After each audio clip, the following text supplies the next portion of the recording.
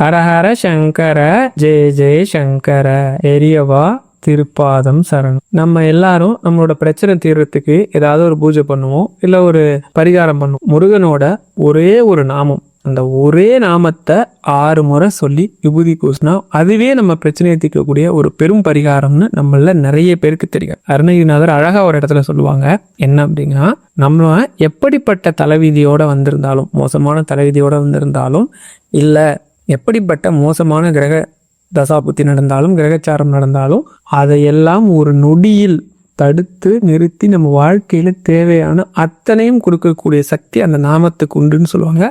அப்படி ஒரு ஆச்சரியமான நாமத்தை நாம சொல்றதால நம்ம வாழ்க்கையில என்னெல்லாம் நடக்கும் அப்படின்னு பெரியவா சொன்ன சில ஆச்சரியமான விஷயங்களை தான் இந்த பதிவில் பார்க்க போறோம். வாங்க பதிவுக்குள்ள போகலாம். நம்ம எல்லாருக்குமே ஏதாவது ஒரு பிரச்சனை இருக்கும். நம்ம பிரச்சனைக்கு எல்லாரும் கோயிலுக்கு போவோம், இல்லை மந்திரம் சொல்லுவோம், வழிபாடு பண்ணுவோம். ஆனால் இது மாதிரி எத்தனையோ முறைகள் இருந்தாலும் நம்ம எல்லாரும் என்ன பண்ணுவோம்னா, ஜோதிடத்தை போய் பார்ப்போம், ஒரு பரிகாரம் பண்ணால் சரியாயிரும் நினைப்போம். அப்படி பல பிரச்சனையை தீர்க்கக்கூடிய ஒரு பரிகாரமாக முருகனோட ஒரு நாமம் இருக்கு. அந்த ஒரு நாமத்தில் தீராத பிரச்சனையே கிடையாது அப்படின்னு சொல்லுவாங்க. அது என்ன? நம்ம பொதுவாக எப்பயுமே நேரடியாக விஷயத்த சொல்ல மாட்டோம். ஏன்னா ஒரு நம்பிக்கையான விஷயத்த சொல்லணும். நம்ம சப்ஸ்கிரைபர் ஒருத்தங்க கடந்த ஒரு ஆச்சரியமான சம்பவத்திலேருந்தே ஆரம்பிக்கலாம்.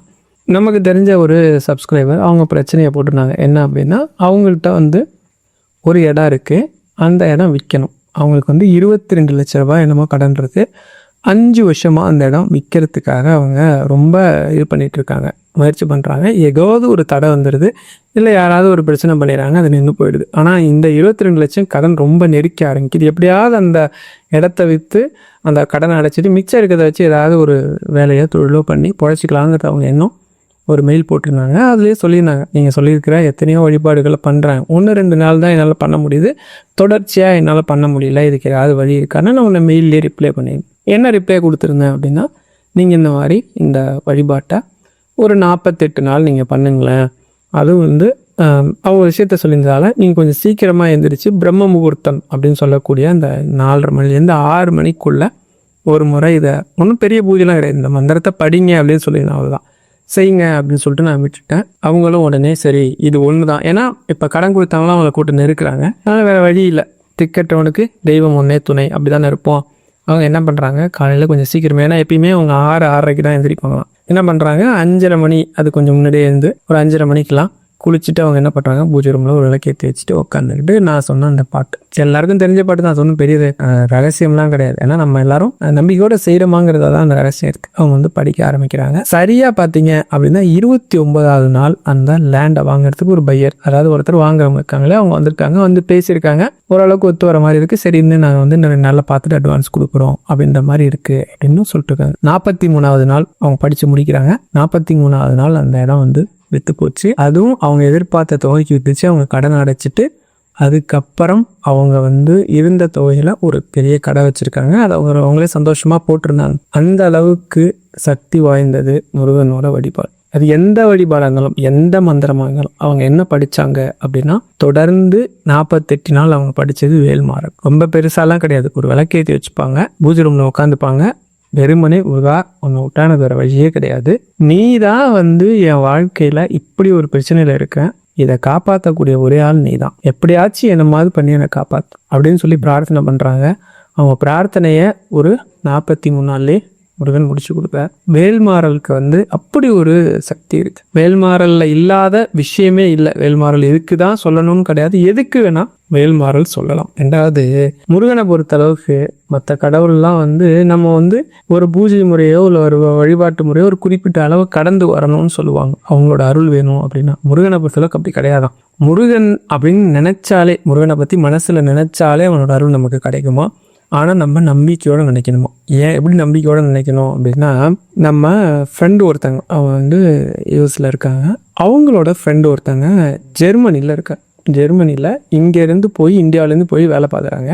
இங்கேருந்து அவங்க வேலைக்கு போனவுடனே அவங்களுக்கு என்னென்னா, ஜெர்மனியில் வாடகை வீடு அவ்வளோ சீக்கிரம் கிடைக்காது. அவங்க போனால் ஏதாவது ஒரு வீட்டில் இருக்கிறாங்க அப்படின்னா ஒரு 10-15 நாள், மேக்ஸிமம் ஒரு மாதத்துலேயே எங்களுக்கு அந்த இடம் வேணும், நீங்கள் வேறு இடம் பார்த்துக்கணும்னு அனுப்பிச்சி விட்ருவாங்க. இப்படி அவங்க ஒரு இடமா ஒரு பர்மனெண்ட்டாக ஒரு இடம் இல்லாமல் ரொம்ப கஷ்டப்பட்டுருக்காங்க. ஏன்னா வீடு இல்லாமல் இருக்கிறது எவ்வளோ கஷ்டம், அதுவும் ஒரு மொழி புரியாத ஊர். இங்கேருந்து அவங்க கிளம்பி ஜெர்மன் போய் இறங்கி ஒரு நாள் ஃபுல்லாக அவங்களுக்கு வீடு எங்கேயுமே ரூமே அமையாமல் ஒரு நாள் ஃபுல்லாக ரயில்வே ஸ்டேஷன்லேயே இங்கேருந்து போன அத்தனை லக்கேஜும் வச்சுக்கிட்டு உட்காந்துருந்தாங்களாம். அந்த அளவுக்கு கஷ்டமாக. அப்படி இருந்த அவங்களுக்கு இவங்க வந்து ஃப்ரெண்ட், அவங்க என்ன பெரிய பிரச்சனைனா அவங்க தமிழ் கிடையாது, அவங்க வந்து பெங்கால்னு நினைக்கிறேன். அவங்க தமிழில் பேசினாலும் புரியாது. அவங்களுக்கு சொல்லணும் அப்படின்னா ஒன்று இங்கிலீஷில் தான் நம்ம சொல்லணும். அந்த மந்திரங்கள்லாம் இங்கிலீஷில் கொடுத்தா அந்த அளவுக்கு சரியாக இருக்குமா அப்படின்னு தெரியாது. அப்படி இருக்கிறவங்கள்ட்ட இவங்க சொல்லியிருக்கிறாங்க, நம்ம இதை ஒரு வீடியோவை பார்த்துட்டு இந்த மாதிரி ஒரு வீடியோவில் சொல்லியிருக்கிறாங்க, நீ வேணும்னா இந்த முருகனை வேணா கும்பிட்டு பாரு, இந்த இதை வேணா வழிபாட்டை வேணா பண்ணிப்பாரு அப்படின்னு. ஏன்னா இப்போ என்ன பிரச்சனைனா அவங்களுக்கு வந்து தமிழ் படிக்க வராது. இப்போ வந்து உதாரணத்துக்கு இப்போ நான் வந்து ஒரு மந்திரம் கொடுக்குறேன்னு வச்சுப்போங்களேன், தமிழில் படிக்கிறது அவங்க சொல்லியிருக்காங்க எனக்கு தமிழ் படிக்க தெரியாது, ஆனால் வந்து என் பிரச்சனை தீரணுங்கிறதுக்காக நான் வந்து என்ன பண்ணுறேன் அப்படின்னா கேட்கலாமா, அத்தனை முறை நான் வேணா கேட்குறேன் அப்படின்னு சொல்லியிருக்காங்க. சரி அப்படின்னு கேட்டிருக்காங்க. கிட்டத்தட்ட பார்த்தீங்க அப்படின்னா அவங்க வேற ஒரு ரூமில் இருந்திருக்காங்க. அந்த ரூம் காலி பண்ணி வழியே இல்லாமல் இப்போ இந்தியாவுக்கு போயிட்டு அவங்க திரும்பி வரணும். அது போயிட்டு வர வரைக்கும் லக்கேஜை எங்கே வச்சுட்டு போகிறதுன்னு தெரில. அப்படி அவங்க போக வேண்டிய நாள் வெறும் 10-15 நாள் தான் இருக்குது. நெருங்கி வந்துடுச்சு. வேறு வழியே என்ன பண்ணுறதுன்னு தெரியாமல் முடிச்சுட்டு இருக்கப்போ தான் இவங்க இந்த வழிபாட்டை சொன்னாங்களாம். அவங்களுக்கு நீ எவ்வளோ நாள் வேணால் இங்கே தங்கிக்க, நீனா போகிறப்ப போன்னு சொல்லி ஒருத்தங்க ரூமே கொடுத்தாங்க. இது ஒன்றும் பெரிய ஆச்சரியமான விஷயம் இல்லை. இதுக்கப்புறம் ஒரு ஆச்சரியம் நடந்தது அவங்க வாழ்க்கையில். அதை அவங்க என்கிட்ட சொன்னாங்க. என்னென்னா நம்ம ஃப்ரெண்டு இருக்காங்களா, அவங்க சொன்னாங்க இந்த மாதிரி அவங்களுக்கு இந்த மாதிரி நடந்தது, இப்போ மறுபடியும் ஒரு சிக்கலில் இருக்கிறாங்க அப்படின்ட்டு. என்ன அப்படின்னு கேட்டால், இவங்க வேலை பார்க்குறாங்க இல்லையா, இவங்களோட வேலை பார்த்த எல்லாருக்குமே இவங்களோட சேர்த்து பிப்ரவரி மாதத்தோட அந்த ஒர்க்கிங் விசா இருக்கும் இல்லையா, அது முடிஞ்சு போச்சு. இப்போ இந்த விசாவை எக்ஸ்டெண்ட் பண்ணணும் அப்படின்னா என்ன கண்டிஷன்னா, நீ வாங்கிட்டு இருக்க சம்பளம் ரொம்ப கம்மியாக வாங்குறீங்க, இந்த சம்பளத்தை விட குறிப்பிட்ட சம்பளம் கொஞ்சம் அதிகமாக வாங்கினா தான் இந்த விசாவை வந்து உங்களுக்கு வந்து நீட்டிச்சு கொடுக்க முடியும் எங்களால் அப்படின்னு சொல்லி அந்த விசா நீட்டிக்கிறதுக்காக இவங்க அப்ளை பண்ணப்போ அவங்க சொல்லியிருக்கிறாங்க. அதுக்கு இவங்க என்ன மெயில் ரிப்ளை பண்ணியிருக்காங்கன்னா, என்னோட மேனேஜர் வந்து லீவில் வெளியில் போயிருக்கிறாரு, நான் வந்து அவர்கிட்ட சொல்கிறேன் அப்படின்னு. அவங்க என்ன டைம் கொடுத்துருக்காங்க, இதுக்குள்ளே எங்களுக்கு ரிப்ளை பண்ணிடுங்க, இல்லைனா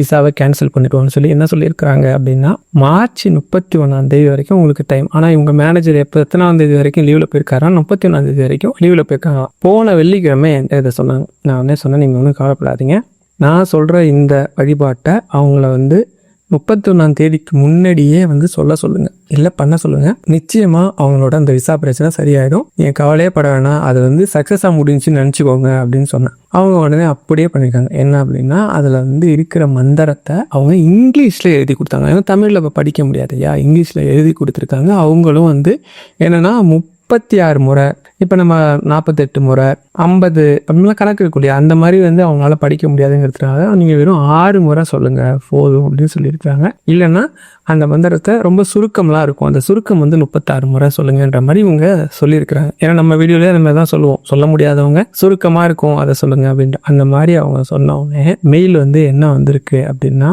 உனக்கு வந்து 31 வரைக்கும் ஒரு லீவில் போயிருக்காருன்னு சொல்கிறேன் இல்லையா மேனேஜர், அதனால நீ ஒன்றும் ஒரி பண்ண வேண்டாம், நான் உங்கள் விசாவை கேன்சல் பண்ணலை, உனக்கு இன்னும் ஒரு 30 days டைம் கொடுக்குறோம், அதுக்குள்ளே பேசி உன்னோட மேனேஜர்கிட்டேருந்து உன்னோட இன்க்ரிமெண்ட்டை கேடு. ஒருவேளை ஒரு இன்க்ரிமெண்ட் கொடுக்கல, உனக்கு சாதகமாக அது அமையலை அப்படின்னாலும் ஒன்றும் பிரச்சனை இல்லை, நம்ம அதுக்கப்புறம் அதை பற்றி என்ன முடிவு எடுக்கலான்னு யோசிப்போம் அப்படின்னு சொல்லி அந்த விசாவை இது பண்ணணும் இல்லையா, எக்ஸ்டெண்ட் பண்ணணும் இல்லை, அந்த ஆஃபீஸரே வந்து இவங்க போட்ட மெயிலுக்கு ரிப்ளை பண்ணாங்க. அந்த தமிழ் மொழி தெரியாத அந்த சகோதரி என்ன சொன்னாங்க அப்படின்னா, கந்த சஷ்டி கவசத்தோட சுருக்கம்னு சொல்லக்கூடிய சரவண பவ ரவண பவச வனப அசர நபவ சரவ பவ சரவண வசர வனப, இந்த சுருக்கத்தை ஞாயிற்றுக்கிழமை போன ஞாயிற்றுக்கிழமை ஒரு 6 முறை சொன்னாங்களாம். திங்கக்கிழமை உட்காந்துட்டு அதை வந்து ரொம்ப நம்பிக்கையோடு சொன்னாங்களாம். திங்கக்கிழமை சாயந்தரமே அவங்களுக்கு இப்படி ஒரு மெயில் வந்துச்சான். என்ன மெயில் வந்துச்சுன்னா, இன்னும் ஒரு 30 நாள் உங்களுக்கு வந்து டைம் கொடுக்குறோம், உங்கள் மேனேஜர்கிட்ட பேசுங்க, ஒருவேளை உங்கள் மேனேஜர் உங்களுக்கு ஃபேவராக பண்ணனா கூட நம்ம அதை பற்றி கன்சிடர் பண்ணுவாங்க. இதில் என்ன ஆச்சரியம் அப்படின்னா,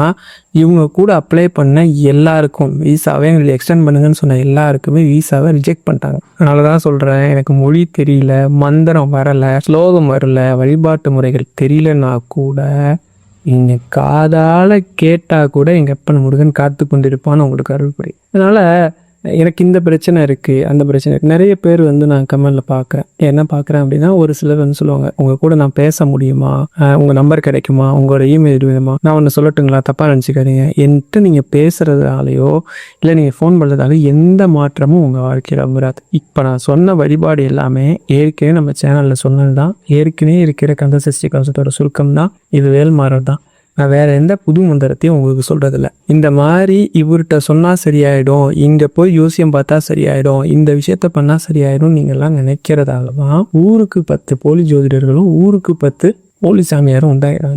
ஏன்ட்ட நீங்க சொல்லணும்னு அவசியமே இல்லை. நீங்க நான் சொல்ற வழிபாட்டு மேல, அந்த கடவுள் மேல, அந்த மந்திரத்து மேல நம்பிக்கை வைங்க. ஒரு உதாரணத்துக்குன்னா ஒரு தகவல் சொல்றதுக்கு, 2 பேர் கணவன் மனைவி 2 பேருக்குள்ள ஒரு வாக்குவாதம் நடக்குது. என்ன அப்படின்னா, குழந்தை பிறந்திருக்கு. அந்த குழந்தை, அந்த ஆம்பளை பிள்ளைக்கு யார் பேர் வைக்கிறது? அப்பா சொல்றாரு, என்னோட அப்பா பேரை தான் வைக்கணும், எங்க அப்பா பேரு கிருஷ்ணமூர்த்தி, அதனால கிருஷ்ணன் வைக்கலான் இருக்கேன். அந்த பையனோட அம்மா சொல்றாங்க, இல்ல எங்க அப்பா பேரை தான் வைக்கணும், எங்க அப்பா பேரு கோபால்சாமி, அதனால அவனுக்கு பேர் கோபால்னு வைக்கலாம். இப்ப 2 பேருக்கும் இதானது. சரி, பையனுக்கு எந்த பேரு சரின்னு போய் ஒரு ஜோதிடரை பார்க்குவாங்க. என்ன பண்றாங்க, நேரா ஜோதிடர்கிட்ட போறாங்க. போய் பார்க்கலாம் அப்படின்னு போய் ஜோதிடர்கிட்ட கேட்டா, ஜோதிடர் சொன்னாரா, இந்த மாதிரி கோபால் ஹரிஹர கிருஷ்ணன் வைங்க.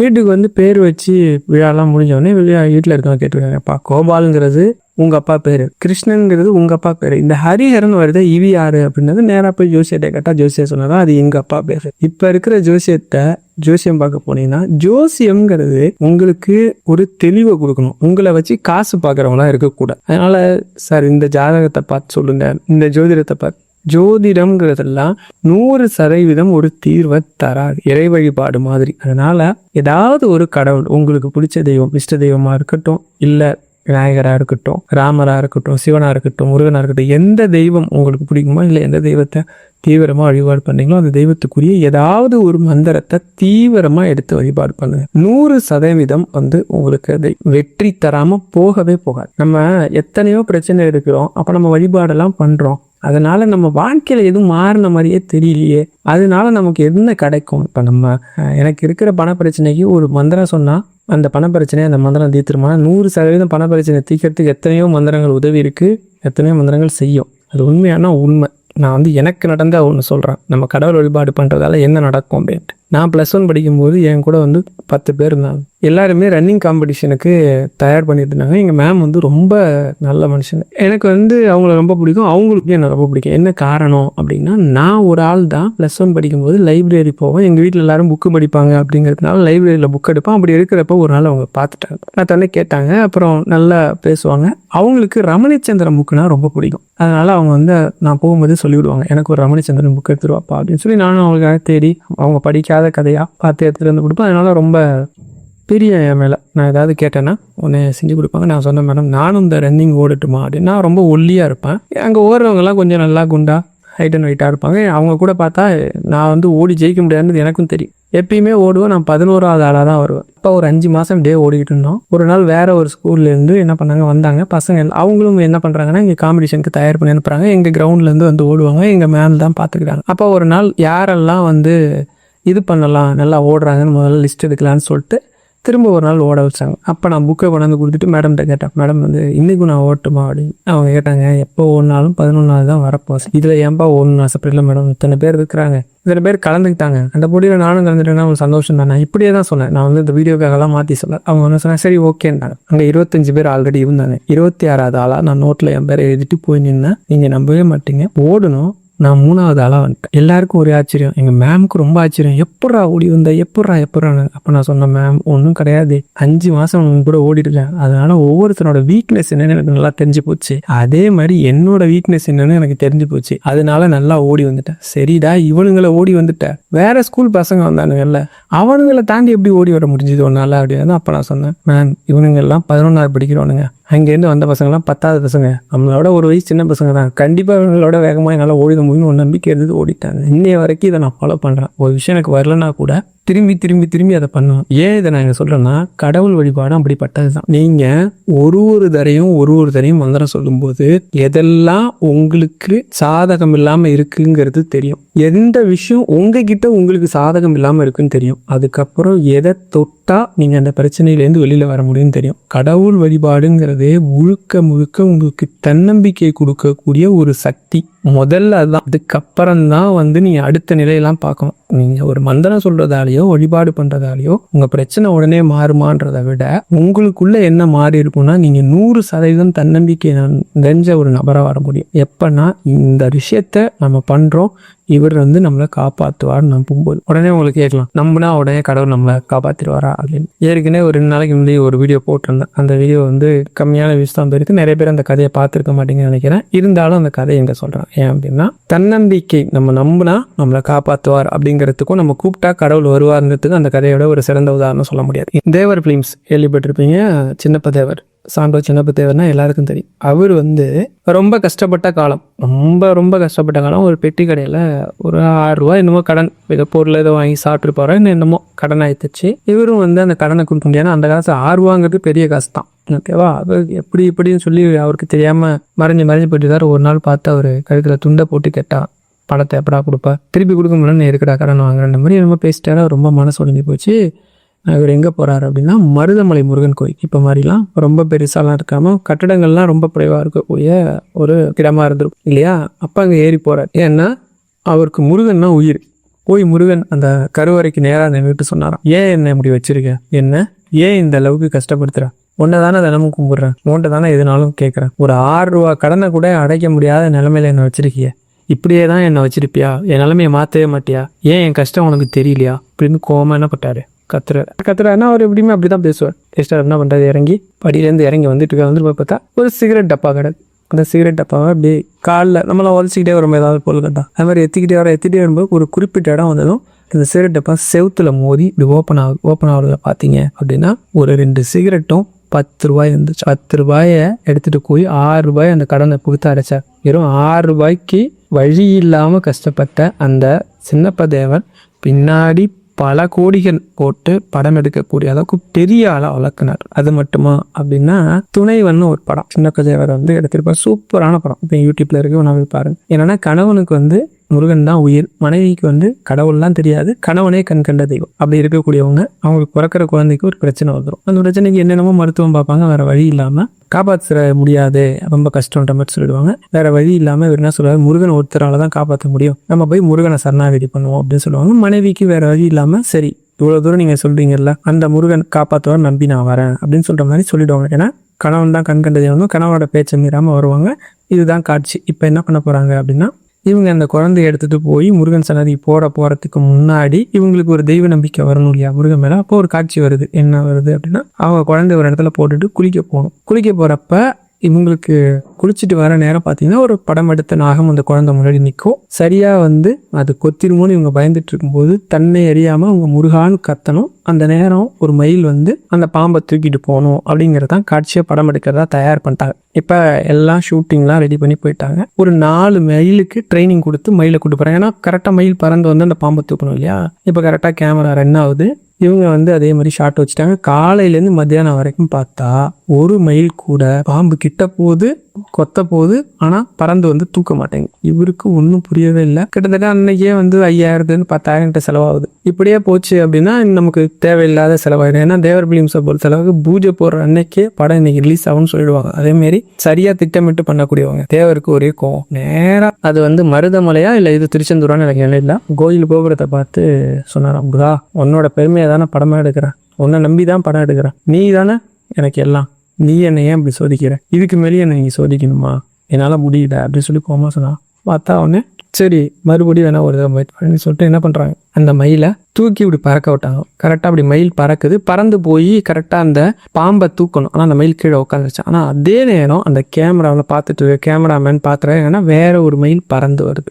மயில் பறந்து வருது அப்படின்னு பார்த்தா சரியாக வந்து பாம்பை தூக்கிக்கிட்டு போய் அந்த மலைக்கு அந்தாண்ட போகிற மாதிரி காட்சி. அதே மாதிரி போயிடுச்சு. போனவொடனே சரியாக வந்துடுச்சு சீன் அப்படின்னு சொல்லிட்டு திரும்பி பார்த்தா இவங்க ட்ரைனிங் கொடுத்து கூப்பிட்டு வந்த 4 மயிலும் அங்கே தான் இருப்பா. இன்னொரு மயில் எங்கேன்னு வந்துன்னா இவர் முருகனை பார்த்து கத்துனார் இல்லையா. கோபுரத்துலேருந்து ஒரு மயில் அனுப்பி சரியா அந்த காட்சிக்கு என்ன தேவையோ அதே மாதிரி அந்த பாம்பு கிட்ட வந்து சண்டை போட்டு அந்த பாம்பை தூக்கிட்டு போற மாதிரி ஒரு காட்சி இன்னமும் அந்த படத்துல இருக்கு. அது முருகனோட அருளால நடந்த காட்சி. இந்த படத்தோட கதாசிரியர் நினைக்கிறேன், அவர் ஒரு பேட்டிலே அதை சொல்லியிருப்பார், அப்படியே நடந்துச்சுங்க அப்படின்னு சொல்லி. அப்படி முருகா அப்படின்னு சொன்னா அந்த அடியவர் படுற கஷ்டத்தை பார்க்க முடியாம முருகனே வருவான், அவனோட அருளே கிடைக்கும் அப்படின்னு சொல்லுவாங்க. அப்படிப்பட்டது முருகனோட அருள். எல்லாருக்கும் முருகன் அருள் கிடைச்சி. அருணகிரிநாதர் ஒரு நாள் யோசிக்கிறார், நம்ம முருகான்னு கூப்பிட்டா முருகன் வராரு, ஆனால் எல்லா அடியவர்களும் முருகனை வந்து கூப்பிடுறாங்களே, எல்லார் கஷ்டத்தையும் தீக்கிறாங்க முருகன் அப்படின்னு சந்தேகம் வந்துருச்சு அவருக்கு. நேராக எங்கே போகிறார், பழனி போகிறார். பழனி போய் உட்காந்துக்கிறார். மலை மேலே உட்காந்துட்டு அவர் பழனினா ரொம்ப பிடிக்குமா. உட்காந்துக்கிட்டு என்ன பண்ணுறாரு அப்படின்னா ஒரு பாடல் பாரு. என்ன பாடல்னா, நீ வந்து எல்லாரோட துயரத்தையும் கஷ்டத்தையும் தீர்த்து வைக்கிறியா? ஏன்னா அடியவர்களோட எல்லாரும் எதோ ஒரு குறை சொல்கிறாங்களே, அத்தனை பேருக்கும் நீ நேரில் வரலனாலும் அவங்கள கஷ்டத்தையாக தீர்த்து வைக்கணுமே, நீ தீர்த்து வைக்கிறியா? ஏன்னா பேர் குறை சொல்கிறாங்களே, அப்போ இவ்வளோ குறைவுள்ள மக்கள் இருக்காங்கன்னு தானே அர்த்தம். அப்போ நீ வந்து அவங்களோட குறையெல்லாம் கேட்கலையா அப்படின்னு அவருக்கு ஒரு வருத்தம். உடனே என்ன பண்ணுறாருன்னா ஒரு பாடல் பாடுறா. நீங்கள் கேட்டுருப்பீங்க, ஐயா ஒருத்தர் பாடிருப்பார், அவரோட வாய்ஸில் சூப்பராக இருக்கும். எனக்கு பாட வராது, முடிஞ்ச அளவுக்கு நான் அந்த பாட்டை வந்து பாடி காட்டுறேன். அந்த அளவுக்கு என்னால் நல்லா பாட தெரியுமான்னு தெரியல, இருந்தாலும் ஓரளவுக்கு பாடுறேன். இந்த பாட்டோட அர்த்தம் என்னன்னு சொல்கிறேன், அதை கேளுங்க. அதை கேட்டிங்கனாலே உங்களோட பிரச்சனை முருகன் தீர்த்துருவார் அப்படிங்கிற முழு நம்பிக்கை உங்களுக்கு வந்துடும். ஏன்னா அருணகிரிநாதர் நமக்காக இறைவன் என்னெல்லாம் சொல்லி கேட்டிருக்கார், இறைவன் என்னெல்லாம் திருப்பி சொல்லியிருக்கார், எப்படிப்பட்டவர் அப்படிங்கிறத அந்த பாட்டு சொல்லுது. அது என்ன பாட்டு அப்படிங்கிறத நம்ம பாடுறேன். ஆறுமுகம் ஆறுமுகம் ஆறுமுகம் ஆறுமுகம் ஆறுமுகம் ஆறுமுகம் என்று போதி ஆகமணி மாதவர்கள் பாதமலர் சூடும் அடியார்கள் பதமே துணையது என்று நாளும் ஏறுமையில் வாகன குகா சரவணாயனது ஈசமென மானமுனது என்று மோதும் ஏழைகள் வியாகுலம் இதேதென வினாவில் உனை ஏவர் புகழ்வார் மறையும் என் சொல்லாதோ நீருபடு மாழை பொறு மேனியவ வேல அணி நீலமயில் வாக உமை தந்த வேலே நீசர்கள் தம்மோடனது தீவினை எல்லாம் அடிய நீடு தனி வேல்விடும் மடங்கள் வேளா சீறி வருமாறவுன நாவியுனும் ஆனை முக தேவர் துணை வாசிகரி அண்ட கூடன் சேரும் அழகார் பழனி வாழ்குமரனே பிரம்ம தேவர் வரதா முருக தம்பிரானே. இதுதான் அந்த பாட்டு. இது திருப்புகழில் 114வது பாடல். இதில் அருணகிரிநாதருக்கு ஒரு சந்தேகம் இருந்தது இல்லையா, போய் அங்கே உட்காந்துக்கிறார், பழனியில் உட்காந்துக்கிட்டு இந்த பாட்டை பாடுறார். பாடின உடனே இதில் என்ன வரி என்ன சொல்கிறார் அப்படின்னா, ஆறுமுகம் ஆறுமுகம் ஆறுமுகம் ஆறுமுகம் ஆறுமுகம் ஆறுமுகம் என்று பூதி.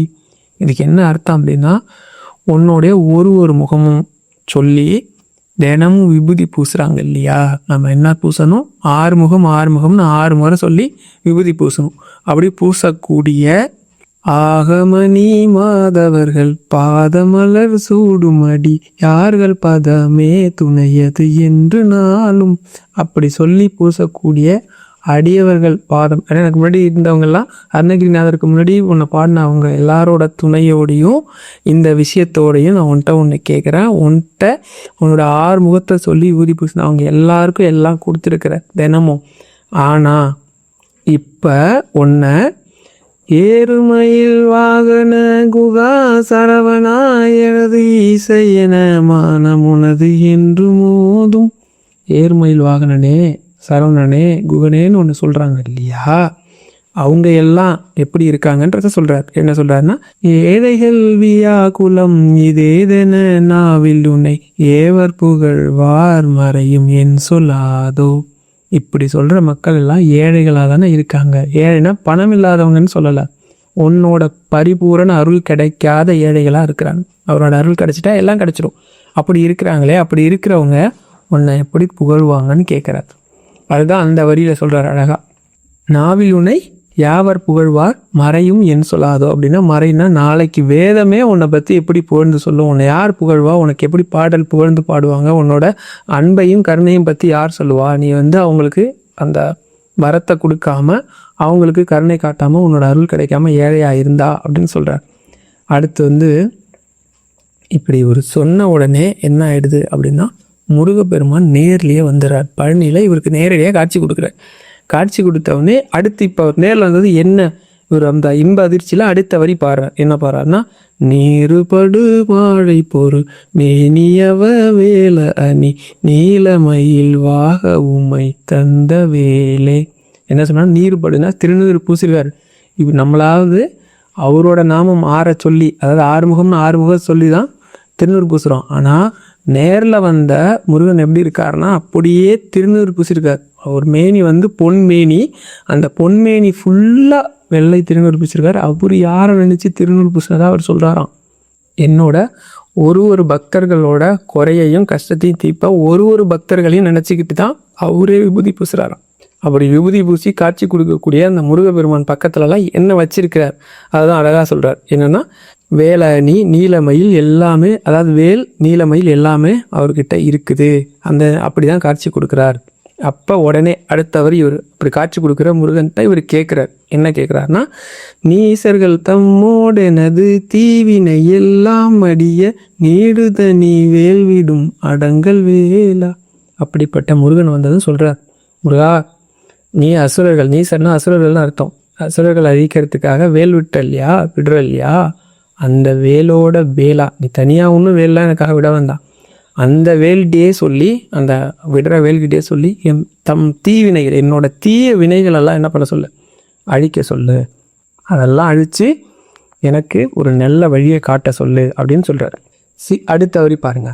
சீறி வருமாறவுன நாவியுனும் ஆணை முக தேவர் துணை வாசிகரி அண்ட கூடன். அது என்ன அர்த்தம் அப்படின்னா, அழகா நீ ஏன் அந்த வேலை விடணும், நீ எப்படிப்பட்டவன், உன்னோட கருணை எப்படிப்பட்டதுங்கிறத அவர் ஒரு உதாரணம் சொல்கிறாரு. அப்படின்னா சீறி வந்த கஜமுகாசுரன் அவனை விநாயகர் வந்து அழிக்கலையாம். அதுதான் ஆணைமுக அப்படின்னா, சீறி வரும் ஆணைமுக. அந்த ஆணைமுக கஜமுகாசுரன் வந்து என்ன பண்ணுறான், சீறி வரான் விநாயகர் கூட சண்டை போடுறதுக்கு. ஆனால் விநாயகர் வந்து அவனை அழிக்காமல் அவனோட பக்தி எப்படி கடுமையாக தவம் இருந்து அவன் வந்து ஒரு ஈசன்கிட்டே வரவான் இருப்பானா, எப்படிப்பட்ட பக்திவான்னு சொல்லி அவனோட பக்தியை மெச்சி அவன் ஒரு அசுரனாக இருந்தால் கூட அவனுக்கும் தேவர் அப்படின்னு சொல்லக்கூடிய ஒரு பதவியை கொடுத்துருப்பார். எப்படி கொடுத்துருப்பாருன்னா, அந்த கஜமுகாசுரனை, ஏன்னா இறைவனோட இருக்கக்கூடியவங்களாம் நல்லவங்களாக தானே இருக்க முடியும், உடனே நல்லவனாக மாற்றிருக்கிறார். எப்படி மாற்றிருக்காருன்னா, தன்னோட வாகனமாக எலி வாகனமாக மாற்றிருப்பார், மூஞ்சூராக மாற்றி தங்கூடியே வச்சுக்கிட்டார். அப்படிப்பட்ட அசுரர்களை கூட அழிக்காதவங்க, உங்கள் பரம்பரையிலேருந்து வந்தது, உங்கள் அப்பாவும் சரி, உங்கள் அண்ணனும் சரி, நீயும் சரி, அசுரனை அழிக்காமல் வாகனமாக மாற்றி வச்சுக்கிறதுல அவங்களுக்கு கருணை காட்டக்கூடியவங்கள, உங்களோட கருணை எப்படிப்பட்டது அப்படின்னு சொல்கிறார். சொல்லிட்டு அடுத்த வரி வரார். சேரும் அழகார் பழனி வாழ்க்குமரனே பிரம்ம தேவர் வரதா முருக தம்பிரானே. இது என்ன அப்படின்னா, ரொம்ப அழகான சேரும் அழகார் பழனி வாழ்குமரனே அப்படின்னா, இந்த பழனி மலை ரொம்ப உயரமாக தெரியுதான் அவருக்கு, வான்முற்ற அளவுக்கு தெரியுதான். எப்படி வான்முற்ற அளவுக்கு தெரியுதுன்னா, பழனி மலை வந்து சின்னதாக தானே இருக்கும், எப்படி வான்முற்ற அளவுக்கு தெரியுது அப்படின்னா, அது கருணை கடலான முருகன் இருக்கிற இடமா அவனோட கருணை நிறைஞ்சிருக்கிறதுனால வானையே முற்ற அளவுக்கு உயரமாக தெரியுதான். அதே மாதிரி இந்த பிரம்மதேவனுக்கே வரம் கொடுத்தவன், எல்லாருக்குமே பிரம்மதேவன்கிட்ட தான் தவம் இருந்து வரம் வாங்குவாங்க, அந்த பிரம்மதேவனுக்கே வரம் கொடுத்தவன். ஏன்னா என்ன பண்ணார், கையில் பிடிச்சி அனுப்பிச்சி வச்சிருவாரு, அதுக்கப்புறம் தான் ரிலீஸ் பண்ணுறாரு. அவருக்கு வரமே இவர் தான் கொடுத்துருப்பார் அப்படின்னு சொல்லிட்டு கடைசியாக ஒரு வார்த்தையை சேர்த்துருக்காரு, தம்பிராணி. தம்பிராணினா அரசனேன்னு. என்ன சொல்லணும், நம்ம வாழ்க்கையில் ஒவ்வொரு நாளும் இந்த திருப்புகழில் வர 114வது பாடல் படிக்கிறது அவ்வளவு நல்லது. எனக்கு படிக்க வரல சார், எனக்கு வந்து தீவினைலாம் இருக்கக்கூடாது, என் தலையெழுத்து மாறும், தினமும் விபூதி எடுத்துக்கங்க.